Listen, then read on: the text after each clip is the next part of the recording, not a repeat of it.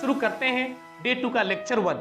आज का topic level of management. सबसे पहले हम लोग जानेंगे what is level of management. दोस्त, on the basis of authority, responsibility and status of personal working in organisation, the organisation are classified into certain level called level of management. और हम कह सकते हैं hierarchy of management position from top to bottom is called level of management. ध्यान देंगे, level of management depend on the size of the organisation.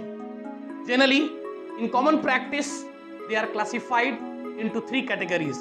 Number 1 top level, number 2 middle level, number 3 lower level, also called as supervisory level, operational level, first line of management. चलिए सबसे पहले शुरू करते हैं number 1 top level management. Top level management क्या होता है तो याद रखिएगा, जो ग्रुप, जो मेंबर मैनेजमेंट के सबसे टॉप लेवल पे काम करते हैं, मैनेजमेंट के सबसे टॉप लेवल हायरार्की में काम करते हैं, उसको हम कैटेगराइज करते हैं टॉप लेवल मैनेजमेंट में। साहब, they are responsible overall management of the organisation. अब कौन सा पर्सनल इस लेवल में इंक्लूड करते हैं हम लोग, right?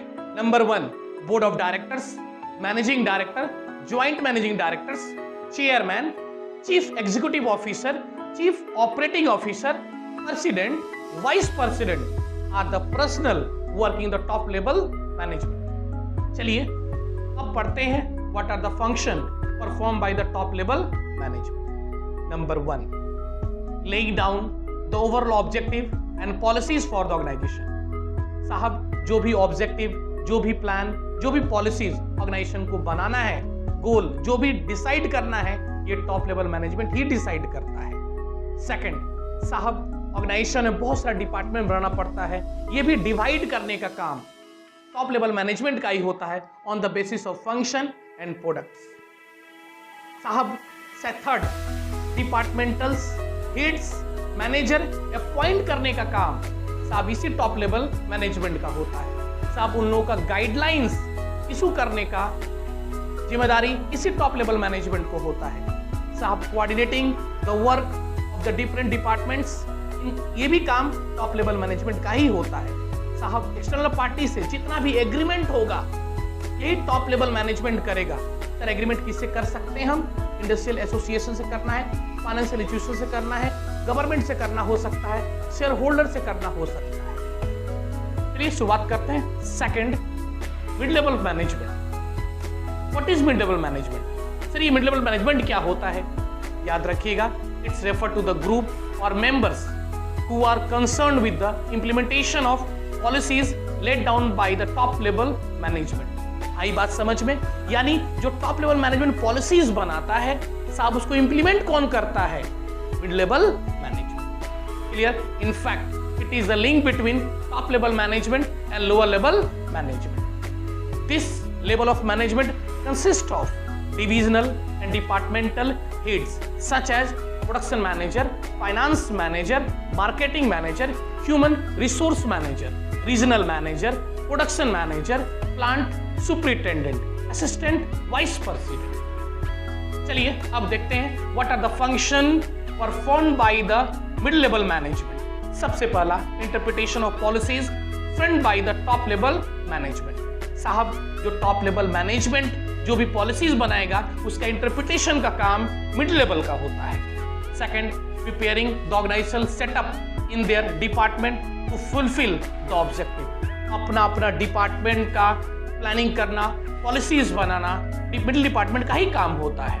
Third, finding out the suitable supervisory personnel and to assign duties and responsibility to them for execution of plan of the concern department.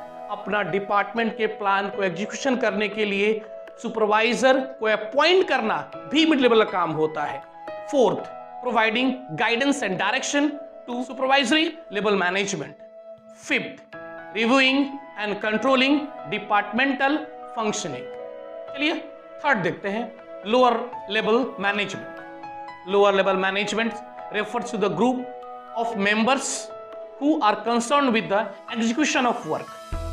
Right? आप समझते होंगे जो मिडिल लेवल, जो प्लान बनाएगा उसको एग्जीक्यूट कराने का रिस्पॉन्सिबिलिटी लोअर लेवल मैनेजमेंट का होता है. In fact they are the people who are basically concerned with the supervision and direction of operative employees.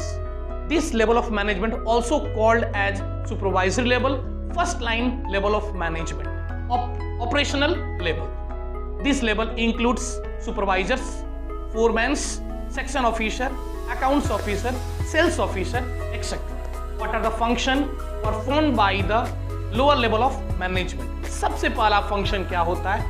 Formulating and planning day-to-day plan for carrying out the business operation smoothly. साहब daily क्या काम करना है इसका planning lower level ही management करता है. Worker से क्या काम करवाना है ये लोअर लेवल मैनेजमेंट ही करता है. Second, providing resources required for job. Third, issuing orders instruction to the worker.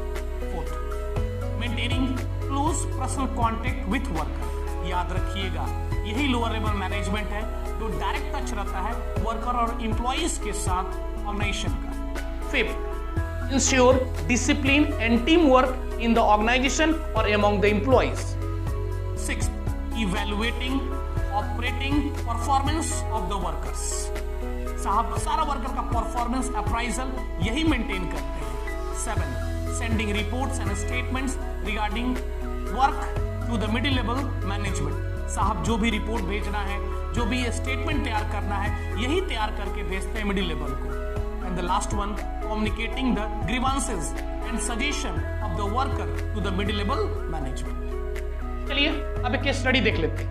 हाँ, दिमाग में याद रखिएगा केस स्टडी करने के पहले एक इंपॉर्टेंट, बहुत इंपॉर्टेंट चीज. साहब क्या इंपॉर्टेंट चीज है?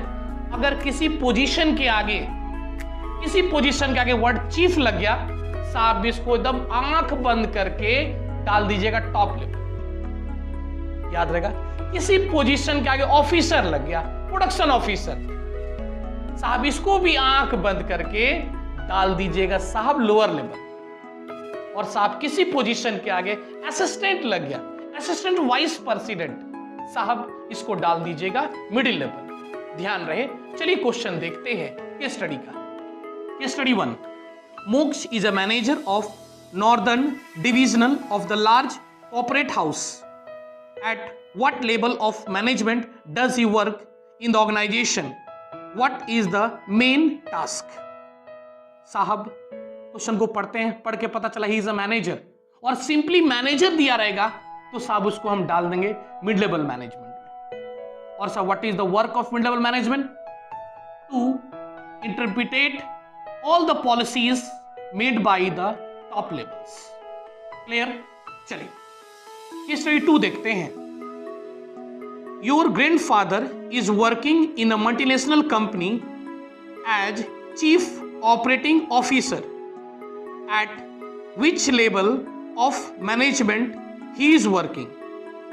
साहब आपको मैं हिंट दिया था कि वर्ड चीफ लग गया तो साहब कहां डाल देंगे इनको हम? Top level management. कंफ्यूज मत होइएगा, ऑफिसर लास्ट में लगा हुआ है, जो फर्स्ट है वही आंसर है. तो आंसर टॉप लेवल मैनेजर.